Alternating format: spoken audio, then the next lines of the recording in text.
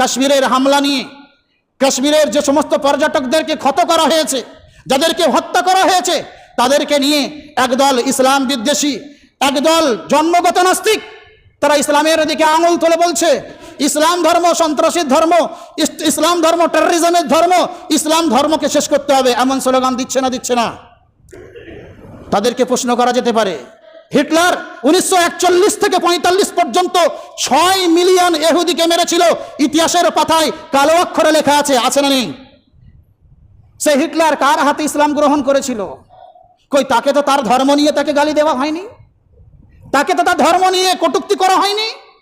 কোন ধর্ম কি কাউকে টেররিজম শেখায়? কোন ধর্ম কাউকে টেররিস্ট বানায়?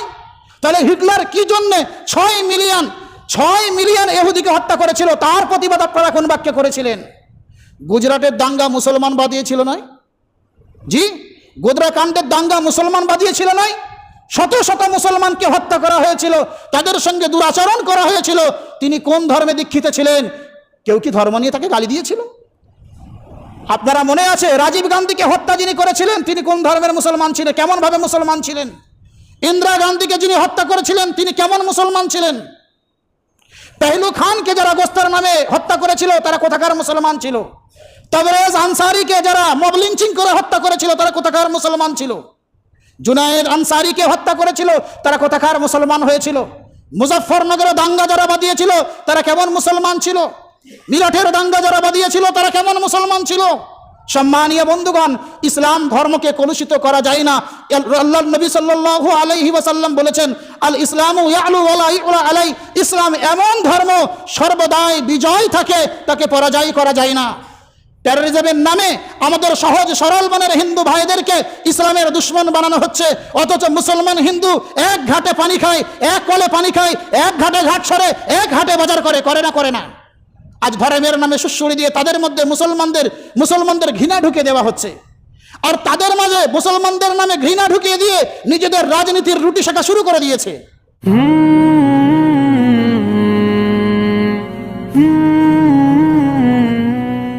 তো মানবতার দূত, শান্তির দূত জনাবে মুহাম্মদুর রাসূলুল্লাহ আমাদেরকে ছোট্ট থেকে ছোট্ট এবং বড় থেকে বড় জিনিস শিখিয়েছেন। অর্থাৎ রান্নাঘর থেকে পার্লামেন্ট পর্যন্ত আমরা কিভাবে চলবো, কিভাবে বলবো, আমরা কোন কর্মগুলো করব আর কোনগুলো করব না, প্রত্যেকের নির্দেশনা শরিয়াতের মধ্যে আল্লাহ রসুল বলে গিয়েছেন। কোরআনে কারীমের মধ্যে আল্লাহ পাক বললেন, ফামান যুহজিহা আনিন নারি ওয়া উদখিলাল জান্নাতা ফাকাদ ফাজ। যে ব্যক্তিকে জাহান্নাম থেকে ধাক্কা দিয়ে সরিয়ে দেওয়া হলো এবং জান্নাতের মধ্যে প্রবেশ করিয়ে দেওয়া হলো, ফাকাদ ফাজ, নিশ্চয়ই সে কামিয়াব হয়ে গেছে, নিশ্চয়ই সে সফলতা পেয়ে গেছে। সুতরাং বর্তমান সময়ে শুধু নয়, মানুষ নিজের আমল গুণে অনেক ক্ষেত্রে জাহান্নামী যুক্ত আমল করে থাকে, অর্থাৎ ওই সমস্ত আমলগুলো করে থাকে যে সমস্ত আমলের প্রতি জাহান্নামের ধমক আছে। কিন্তু হতে পারে এই আমল করতে করতে আল্লাহর পক্ষ থেকে যখন আল্লাহর রহমত তার দিকে ধাবিত হয়, এই আল্লাহর রহমত ধাবিত হওয়ার পরে আল্লাহ পাক তার গুনাহগুলোকে ক্ষমা করে ইসলামের ছায়াতলে নিয়ে আসেন, এবং ইসলামের ছায়াতলে নিয়ে আসার পরে আল্লাহ পাক ঈমান অবস্থায় তাকে মৃত্যু দান করে। যখন কোনো ব্যক্তি ঈমান অবস্থায় মৃত্যুবরণ করে, আর ঈমান অবস্থায় মৃত্যুবরণ করার পরেই আল্লাহ পাক তার জন্য জান্নাতের ফয়সালা করে দেন। তাই আয়াতে কারিমা বলল, ফামান যুহজিহা আনিন নারি ওয়া উদখিলাল জান্নাতা ফাকাদ ফাজ আমাল হায়াতুদ দুনিয়া ইল্লা মাতাউল গুরুর। আর বললেন কি, দুনিয়াবি জীবনটা হচ্ছে ধোকার জীবন। দুনিয়াবি চাকচিক্যে পড়ে, আমরা দুনিয়ার মোহে পড়ে যদি দুনিয়ার পিছনে আমরা দৌড়াতে থাকি, তাহলে জানবে আমরা ধোকার পিছনে দৌড়াচ্ছি। যেমন হাওয়ার প্রতি ভরসা করা চলে না, তেমন দুনিয়ার কোনো সামগ্রীর প্রতি ভরসা করা চলে না। কারণ দুনিয়ার সামগ্রী অর্জন করার জন্য, দুনিয়ার সামগ্রীতে আয়েশ ও ইশরত করার জন্য, দুনিয়ার সামগ্রীকে ভোগ করার জন্য একটা জিনিসের প্রয়োজন, সেটা হচ্ছে হায়াত বা সেটা হচ্ছে নিঃশ্বাস। আর এই হায়াত আর নিঃশ্বাসের কন্ট্রোল, হায়াত এবং নিঃশ্বাসের কন্ট্রোল রিমোট আল্লাহ পাক নিজের হাতে রেখে দিয়েছেন। আপনি যখন দুনিয়ার মধ্যে ডুবে যাবেন, দুনিয়ার অর্থের মধ্যে ডুবে যাবেন, দুনিয়ার মায়ার মধ্যে ডুবে যাবেন, মনে রাখবেন তখন কিন্তু আল্লাহ পাক আপনার উপরে অসন্তুষ্ট হয়ে যে কোনো মুহূর্তে আপনাকে মৃত্যুর পথের পথিক বানাতে পারে, পারে না। সুতরাং সর্বদাই, সর্বসময়, সর্বকালে আমাদেরকে আল্লাহ পাককে স্মরণ রেখে দুনিয়ার জীবনকে ঘৃণা করে আখিরাতের জন্য প্রস্তুত হতে হবে। আল্লাহর রাসূল সাল্লাল্লাহু আলাইহি ওয়াসাল্লাম বলেছেন, লা ইউমিনু আহাদুকুম হাত্তা আকুনা আহাব্বা ইলাইহি মিন ওয়ালিদিহি ওয়া ওয়ালাদিহি ওয়ান নাসি আজমাইন। আল্লাহর রাসূল বললেন, হে আমার উম্মত, হে আল্লাহর বান্দা, তোমরা শুনে রেখে দাও, তোমরা মুমিন বলে দাবি করলে মুমিন হতে পারবে না, বরং অতক্ষণ পর্যন্ত তোমরা প্রকৃত মুমিন হতে পারবে না, অতক্ষণ পর্যন্ত তোমরা প্রকৃত মুসলমান ঈমানদার হতে পারবে না, যতক্ষণ পর্যন্ত আমরা তোমাদের কাছে, আমি রাসূলুল্লাহ তোমাদের কাছে, তোমাদের সন্তান থেকে, তোমাদের পিতামাতার থেকে, পৃথিবীর সমস্ত দ্রব্য থেকে আমরা বেশি দামি, আমি বেশি দামি না হতে পারি, আমি বেশি মাহবুব না হতে পারি। সাহাবায়ে কেরাম রাদিয়াল্লাহু তাআলা আনহুমের জীবনী দেখলে আপনি পাবেন যে সাহাবায়ে কেরাম রাদিয়াল্লাহু তাআলা আনহুম রাসূলুল্লাহ সাল্লাল্লাহু আলাইহি ওয়াসাল্লামকে ঈমানি দায়িত্বে পৃথিবীর সমস্ত জিনিসের থেকে ভালোবেসেছিল। আবু যর গিফারি রাদিয়াল্লাহু তাআলা আনহুর মতো সাহাবী, একদিকে ইসলামের দাওয়াত, রাসূলুল্লাহর মুহাব্বত, অন্যদিকে পিতামাতার বাধা, তিনি সমস্তকে প্রত্যাখ্যান করে আল্লাহ রাসূলের হাতে হাত রেখে কলেমা পড়েছিল। আব্দুল্লাহ যুল বাজাদাইন রাদিয়াল্লাহু তাআলা আনহুকে ফলো করলে বুঝতে পারবেন রাসূলুল্লাহর প্রখ্যাত সাহাবী আব্দুল্লাহ যুল বাজাদাইন, যার পূর্বের নাম ছিল আব্দুল উজ্জা, তিনি ইসলাম কবুল করার কারণে নিজের পিতা, নিজের বংশকে ছেড়েছে, নিজের চাচাদেরকে ছেড়েছে, নিজের মাকে ছেড়েছে, সর্বকিছু ছেড়েছে কেবলমাত্র আল্লাহর রসুলকে পাওয়ার জন্য। এমনকি শরীরের সমস্ত বস্ত্রগুলোও ত্যাগ করতে হয়েছে, এমনকি পরনে একটা লুঙ্গি ছিল, কাপড় ছিল, সেটাকেও তিনি ইসলামের জন্য বিসর্জন দিয়ে উলঙ্গ অবস্থায় মায়ের কাছ থেকে একটা ছোট্ট কাপড় দান চেয়ে সেখান থেকে মদিনার পথে পাড়ি দিয়েছিল। আর আল্লাহর রসুল সাল্লাল্লাহু আলাইহি ওয়াসাল্লামের হাতে হাত রেখে ইসলাম কবুল করেছিল। মনে রাখবেন, ইসলাম কোনোদিন তলোয়ারের দ্বারাই প্রচার প্রসার হয়নি, বরং ইসলাম প্রচার প্রসার হয়েছিল আল্লাহর রসুল সাল্লাল্লাহু আলাইহি ওয়াসাল্লামের আখলাক এবং চরিত্রের দ্বারাই। আপনি বলবেন রসুলুল্লাহর আখলাক ও চরিত্রের দ্বারা ইসলাম প্রচার প্রসার হয়েছে কিভাবে? আপনি দেখান। তার জ্বলন্ত উদাহরণ বুখারী শরীফের রিওয়ায়াতের মধ্যে আছে। সুমামা বিন উসাল রাদিয়াল্লাহু তাআলা আনহুর জীবনী সম্পর্কে। হযরত সুমামা বিন উসাল রাদিয়াল্লাহু তাআলা আনহু ইয়ামামার একজন অধিপতি ছিলেন, ইয়ামামার একজন অধিপতি ছিলেন, ইয়ামামার একজন সর্দার ছিলেন। একদিন আল্লাহর নবী সাল্লাল্লাহু আলাইহি ওয়াসাল্লাম সাহাবায়ে কেরাম রাদিয়াল্লাহু তাআলা আনহুর একটা জামাতকে অশ্বরোহী হিসাবে নজদের দিকে পাঠিয়েছিলেন। ঘোড়সওয়ার হয়ে ঘোড়ার উপরে আরোহণ করে কবিলায় নজদের দিকে পাঠিয়েছিলেন। ওই একদল সাহাবী কবিলায় নজদের দিকে যখন গিয়েছিলেন, পথিমধ্যে সুমামা বিন উসালের সঙ্গে সাক্ষাৎ। সুমামা বিন উসাল রাদিয়াল্লাহু তাআলা আনহু তখন ইসলামে আসেননি, যেহেতু তিনি একজন রাজা, একজন অধিপতি, তিনি একজন কবিলায় ইমামার সর্দার, তিনি এখন ইসলামের মধ্যে আসেননি। অথচ 628 খ্রিস্টাব্দে আল্লাহর রসুল সাল্লাল্লাহু আলাইহি সাল্লাম সুলহে হুদাইবিয়া থেকে ফারিগ হওয়ার পরে অন্যান্য রাজ্যের, অন্যান্য দেশের বাদশাদেরকে চিঠিতে ইসলামের দাওয়াত দিয়েছিলেন। সুমামা বিন উসাল রাদিয়াল্লাহু তাআলা আনহুকেও দাওয়াত দেওয়া হয়েছিল, কিন্তু সুমামা বিন উসাল রাদিয়াল্লাহু তাআলা আনহু তখন ইসলাম গ্রহণ করেননি। তো সুমামা বিন উসাল রাদিয়াল্লাহু তাআলা আনহু যখন ইসলামের কমান্ডার, ইসলামের সৈন্যদের হাতে গ্রেফতার হলেন, তানারা ইসলামের সৈন্যরা সুমামা বিন উসাল রাদিয়াল্লাহু তাআলা আনহুকে গ্রেফতার করে নিয়ে এসে নবী করিম সাল্লাল্লাহু আলাইহি ওয়াসাল্লামের দরবারে উপস্থিত।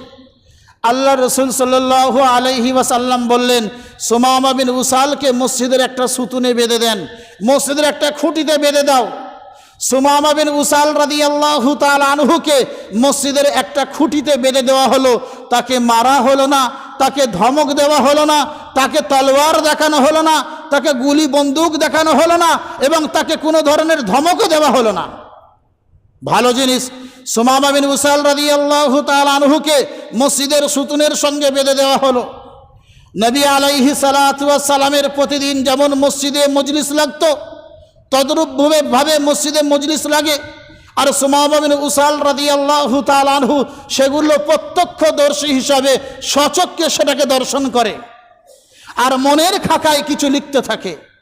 আল্লাহ নবী সাল্লাল্লাহু আলাইহি ওয়াসাল্লাম যখনই সুমামা বিন উসালের পাশ থেকে অতিক্রম করেন, সুমামা বিন উসাল রাদিয়াল্লাহু তাআলা আনহুকে আল্লাহর রসুল বারে বারে জিজ্ঞাসা করেন, মাদা ইনদাকা ইয়া সুমামা, আয়ে সুমামা তোমার কাছে কি আছে, তোমার চিন্তা চেতনায় কি আছে, তোমার মনের মধ্যে কি আছে, তুমি কি ভাবছো? সুমামা বিন উসাল রাদিয়াল্লাহু তাআলা আনহু দীপ্ত কণ্ঠে আল্লাহর রসুলকে জবাব দিত সে সময়, ইয়া মুহাম্মদ মা ইন্দি ইয়া মুহাম্মদ ইল্লা খাইরুন, আয় মুহাম্মদ আমার কাছে ভালাই ছাড়া অন্য কিছু নাই, আমি ভালোটাই পছন্দ করি, ভালো ছাড়া অন্য কিছু আমার কাছে রাখতে চাই না, আবার ধ্যান ধারণা সবই ভালো আছে, সবই ঠিক আছে। তবে শুনে রেখে দাও, ইন তাকতুল তাকতুল জাদামিন, আয় মুহাম্মদ যদি তুমি আমাকে হত্যা করো তাহলে একজন হত্যাযোগ্য মানুষকে তুমি হত্যা করবে, কারণ আজকে দিনে আমি তোমার দরবারে বন্দী হয়ে এসেছি, আমি ইসলামকে অস্বীকার করেছি, ইসলামকে অস্বীকার করার কারণে তোমার অশ্বারোহী সৈন্যগণ আমাকে বন্দী করে তোমার দরবারে নিয়ে এসছে একজন দাস হিসাবে, একজন বন্দী হিসাবে। তুমি যদি আমাকে হত্যা করো তাহলে অবশ্যই একজন হত্যাযোগ্য ব্যক্তিকে হত্যা করবে। ওয়াইন তুনইম আলা শাকিরিন, তারপরে বললেন, হে মুহাম্মদ যদি তুমি আমার উপরে অনুগ্রহ করো, তুমি যদি আমার উপরে এহসান করো, তাহলে একজন শুকরগুজার, একজন কৃতজ্ঞ বান্দার প্রতি অনুগ্রহ করবে, অর্থাৎ আমি তোমার চিরকৃতজ্ঞ থাকব। হে মুহাম্মদ যদি তুমি আমাকে স্বেচ্ছায় ছেড়ে দাও, সম্মানের সঙ্গে ছেড়ে দাও, তাহলে আমি চিরকৃতজ্ঞ থাকব তোমার প্রতি। তৃতীয় বললেন, আয় মুহাম্মদ আমাকে ধরে নিয়ে এসছো, আমি কয়েদি, সেই কারণে আমাকে ছাড়ার বদলে তোমার মালেরও প্রয়োজন পড়তে পারে।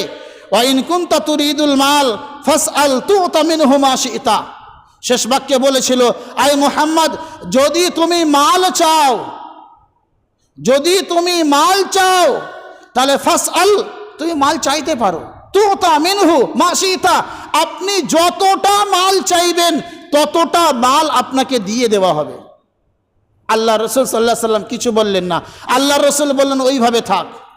সুমামা বিন উসাল রাদিয়াল্লাহু তাআলা আনহু কবিলা ইয়ামামার যে সর্দার ছিলেন, অধিপতি ছিলেন, অত্যন্ত মালদার ছিলেন, তানার ওখান থেকে শস্য দানা জব গম রফতানি হয়ে মক্কায় আসতো। মক্কার মানুষেরা সেই ধান জব গম ইত্যাদি শস্য দানাকে জীবন ধারণ করত। এত বেশি মালদার ছিলেন, অর্থাৎ আরব সাম্রাজ্যের অধিকাংশ জায়গায় এই ইয়ামামার মাল আসতো, আর সেখানকার মানুষরা সেই মালকে জীবিকা নির্বাহ করতে, জীবন বাঁচাতো। তাই সুমামা বললেন, আয় মুহাম্মদ ইন তাকতুল তাকতুল জাদামিন, আয় মুহাম্মদ তুমি যদি হত্যা করো, একজন হত্যাযোগ্য মানুষকে হত্যা করবে, তাতে তোমার কোনো দোষ হবে না। ওয়াইন তুনইম আলা শাকিরিন, হে মুহাম্মদ যদি আপনি আমার উপরে অনুগ্রহ করেন তাহলে একজন কৃতজ্ঞ বান্দার প্রতি অনুগ্রহ করবে, অর্থাৎ আমি চিরকৃতজ্ঞ থেকে যাব। ওয়াইন কুনতা তুরিদুল মাল ফাসআল তুতা মিনহু মা শিতা, আপনি যদি মাল চান, কতটা মাল লাগবে আপনি বলুন, ততটা মাল আপনি পেয়ে যাবেন। আল্লাহর রসুল মালের লোভে পড়লেন না, আল্লাহর রসুল তার রক্তকে পছন্দ করলেন না। আল্লাহর রসুল সাল্লাল্লাহু আলাইহি সাল্লাম তার প্রতি কৃতজ্ঞতা করে, আল্লাহর রসুল সাল্লাল্লাহু আলাইহি সাল্লাম তার প্রতি অনুগ্রহ করে বললেন ওইভাবে বাঁধা থাক, আরও একদিন যাক। রাসূলুল্লাহ সাল্লাল্লাহু আলাইহি সাল্লাম দ্বিতীয় দিন মসজিদে মজলিস বসিয়েছেন। সাহাবায়ে কেরাম রাদিয়াল্লাহু তাআলা আনহুম আল্লাহ রসুল সাল্লাল্লাহু আলাইহি সাল্লামকে কিভাবে অনুসরণ করছেন সেটাও সুমামা বিন উসাল চোখে দেখছেন। সাহাবায়ে কেরাম রাদিয়াল্লাহু তাআলা আনহুমকে আল্লাহর রসুল কিভাবে উপদেশ দিচ্ছেন সেটাও সুমামা বিন উসাল দেখছেন। আল্লাহর রসুল সাহাবাদের সঙ্গে কিভাবে ব্যবহার করছেন, কিভাবে চরিত্রের সঙ্গে চারিত্রিক পেশ আসছেন, সেটাও সুমামা বিন উসাল রাদিয়াল্লাহু তাআলা আনহু দেখছেন। ভালো জিনিস। সুমামা বিন উসাল রাদিয়াল্লাহু তাআলা আনহু দেখতেই থাকলেন, আল্লাহ রসুলের কার্যকলাপগুলো দেখতেই থাকলেন।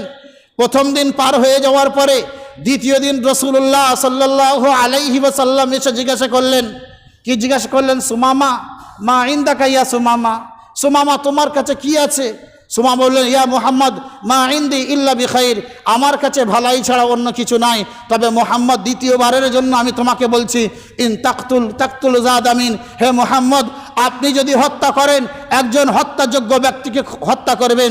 ইন তুনইম আলা শাকিরিন, যদি আপনি অনুগ্রহ করেন তাহলে একজন কৃতজ্ঞ বান্দার প্রতি অনুগ্রহ করবেন। ওয়া ইন কুনতা তুরিদুল মাল, যদি আপনি মাল চান ফাসআল তুতা মিনহু মা শিতা, আপনি চাইতে থাকেন যতটা চাইবেন ততটা পেয়ে যাবেন। এমনভাবে দ্বিতীয় দিন পার হওয়ার পরে তৃতীয় দিন আল্লাহর রসুল আবার একই প্রশ্ন করলেন। হযরত সুমামা বিন উসাল রাদিয়াল্লাহু তাআলা আনহু তৃতীয় দিনে কোনো পরিবর্তন হলেন না, তার মনের মধ্যে কোনো পরিবর্তন আসলো না। সুমামা বিন উসাল রাদিয়াল্লাহু তাআলা আনহুকে তৃতীয় দিন জিজ্ঞাসা করার পরেও আল্লাহর নবী সাল্লাল্লাহু আলাইহি ওয়াসাল্লামকে সেম একই বাক্যে উত্তর দিলেন, ইন তাকতুল জাদামিন ওয়া ইন তুনইম আলা শাকিরিন ওয়া ইন কুনতা তুরিদুল মাল ফাসআল তুতা মিনহু মা শিতা। মাল চাইবেন, মাল পেয়ে যাবেন, অসুবিধা নাই। আল্লাহ রসুল বুঝে গেলেন। আল্লাহ রসুল সাল্লাল্লাহু আলাইহি ওয়াসাল্লাম সাহাবীদেরকে বললেন, যাও সুমামাকে ছেড়ে দাও। আল্লাহর রসুল সেই দিন প্রতিশোধ নিলে প্রতিশোধ নিতে পারতেন না? হত্যা করতে চাইলে হত্যা করতে পারতেন না? মাল চাইলে মালও অনেক পেতেন না? নিঃসন্দেহ তিনি পেতেন। আল্লাহ রসুল তাকে হত্যা করলেন না, আল্লাহ রসুল তার কাছে মাল চাইলেন না, বরং তার দ্বিতীয় বাক্য ওয়া ইন তুনইম আলা শাকিরিন, আপনি যদি অনুগ্রহ করেন একজন কৃতজ্ঞ বান্দার প্রতি অনুগ্রহ করবে। এই বাক্যটাকে আল্লাহ রসুল পছন্দ করে তাকে বললেন। আল্লাহ রসুল সাহাবীদেরকে বললেন, যাও সুমামাকে ছেড়ে দাও, সুমামার দড়িটা খুলে দাও, সুমামাকে ছেড়ে দাও, সুমামা যা চাই তাই করুক। সুমামা বিন উসাল রাদিয়াল্লাহু তাআলা আনহু সেদিনে ছেড়ে দেওয়ার পরে চোখটা নিচু করে মলিন মুখে তিনি নিজের ব্যাগটা সঙ্গে নিয়ে, গাঁঠুরিটা সঙ্গে নিয়ে মদিনার মসজিদের বাইরে চলে গেলেন। গিয়ে আস্তে আস্তে একটা খেজুর বাগানে গেলেন। খেজুর বাগানের একটা কুয়োর ধারে গেলেন। কুয়োর ধারে যাওয়ার পরে তিনি নিজেকে পবিত্রতার সঙ্গে ভালো করে পরিষ্কার পরিচ্ছন্ন করে গোসল করালেন। নিজেকে গোসল দিয়ে নতুন বা পরিষ্কার পরিচ্ছন্ন পোশাক পরলেন। পরিষ্কার পরিচ্ছন্ন পোশাক পরে তিনি আল্লাহর রসুল সাল্লাল্লাহু আলাইহি ওয়াসাল্লামের কাছে এসে বলছেন, ইয়া রাসূলুল্লাহ আপনি আমাকে ইসলামে দীক্ষিত করে নেন, ইয়া রাসূলুল্লাহ আপনি আমাকে ইসলামের কলেমা পড়িয়ে দেন, ইয়া রাসূলুল্লাহ ইসলামের শাসনের মধ্যে আমাকে অন্তর্ভুক্ত করে নেন। সম্মানীয় বন্ধুগণ, সুমামা বিন উসাল রাদিয়াল্লাহু তাআলা আনহুকে রাসূলুল্লাহ তরবারি দেখাননি। সুমামা বিন উসাল রাদিয়াল্লাহু তাআলা আনহুকে রাসূলুল্লাহ হত্যার ধমক দেননি।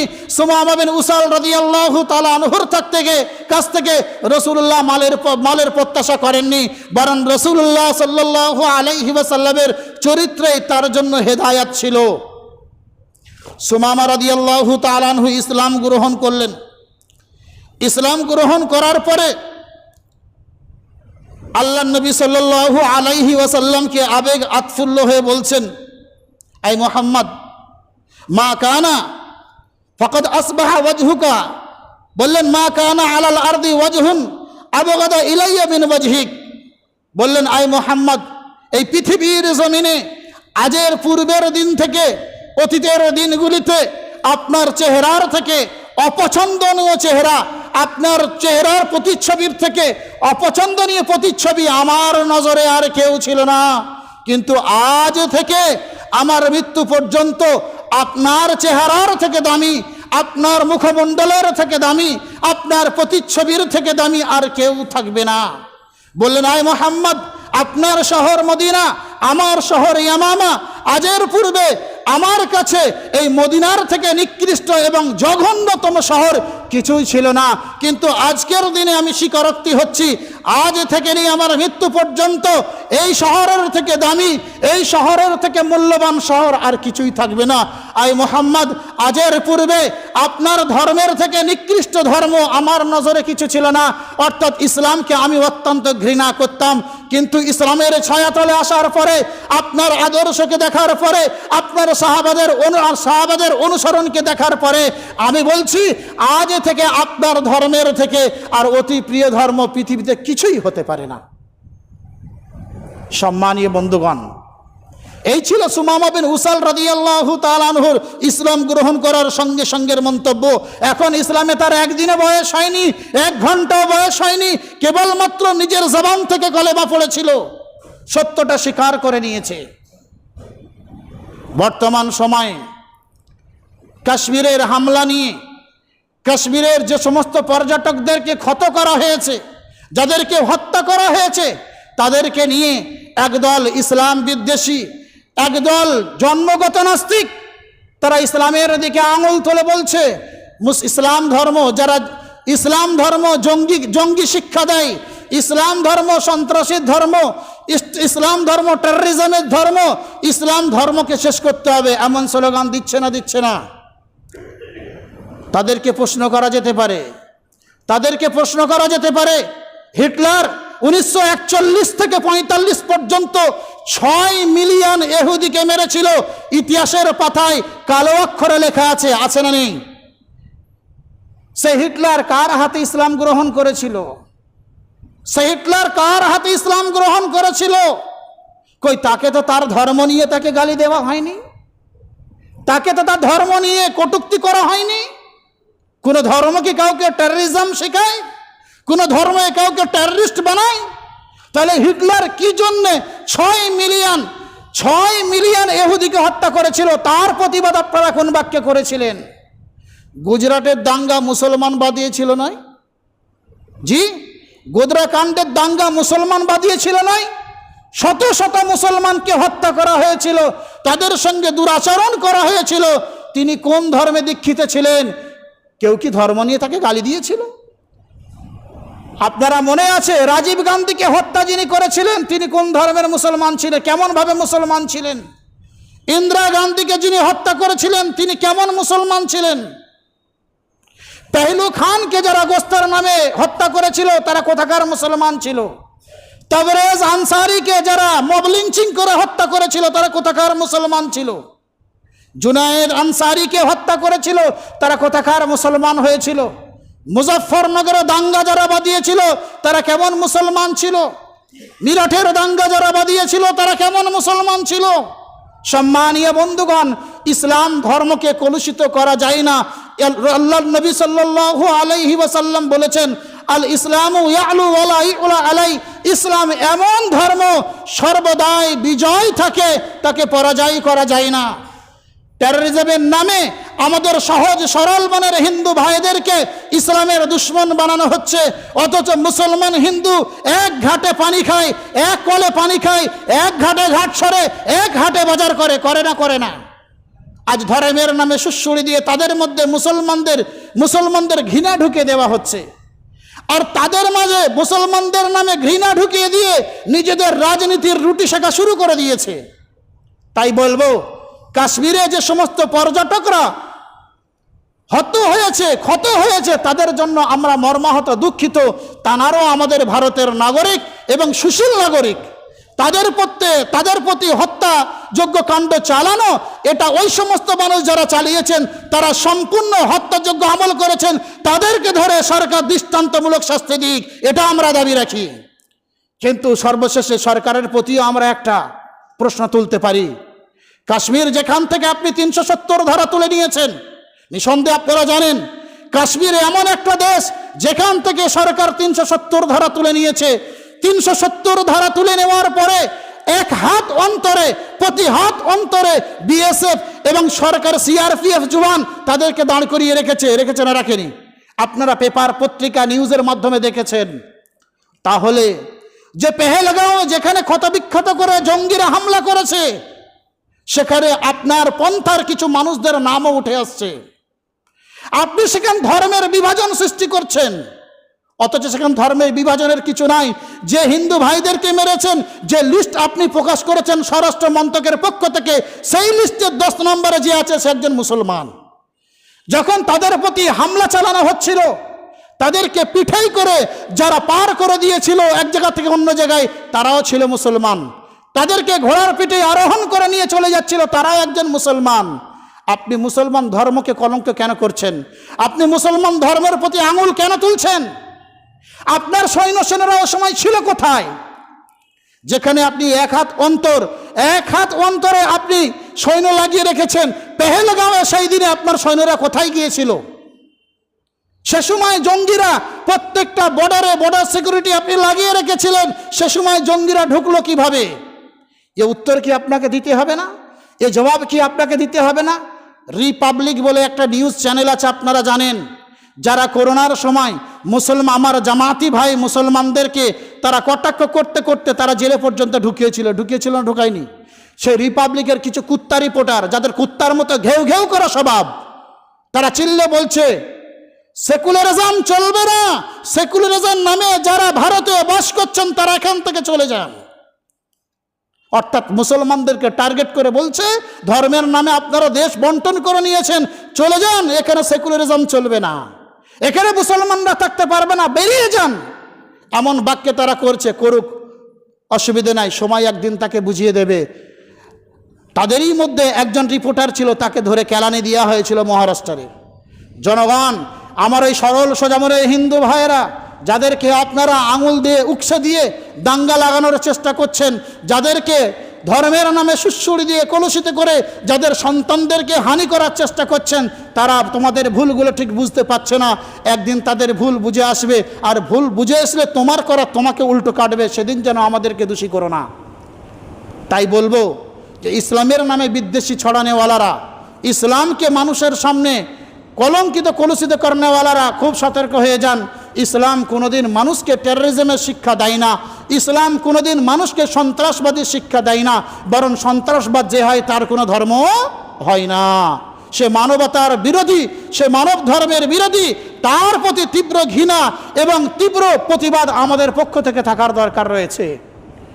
তাই আমি ওই সমস্ত ভাইদেরকে বলবো, আপনারা ইসলামের দিকে আঙুল তুলবেন না, টেররিজমের দিকে আঙুল তোলেন। আপনারা ইসলামের দিকে আঙুল তুলবেন না, সন্ত্রাসবাদীর দিকে আঙুল তোলেন। আমার রসুলকে যারা হত্যা করতে গিয়েছিল, মসজিদে নববী আমার রসুলের ঘরকে যারা ঘিরে নিয়েছিল, তারা মুসলমান ছিল না, তারা আপনার ভাই আবু জেহেল, আবু লাহাব, উতবা, শাইবা, রবিয়া ছিল। তাই আবারও বলবো, ইসলামকে কলুষিত করার চেষ্টা করবেন না। আর আমার সরল সোজা মুসলমান ধর্মপ্রিয় ভাইদেরকে বলবো, এই সমস্ত বিষয় থেকে আমরা এড়িয়ে আমাদের আখলাক, আমরা আমাদের চরিত্রকে অন্তত পরিবর্তন করি। লাকাদ কানা লাকুম ফি রাসূলিল্লাহি উসওয়াতুন হাসানাহ, আল্লাহ রসুলের জীবনীর মধ্যে বড় নিদর্শন আছে, সেই নিদর্শনগুলোকে যদি ফলো করি, ইনশাআল্লাহ আমাদের দিকে কেউ টেড়া আঙুল তুলতে পারবে না।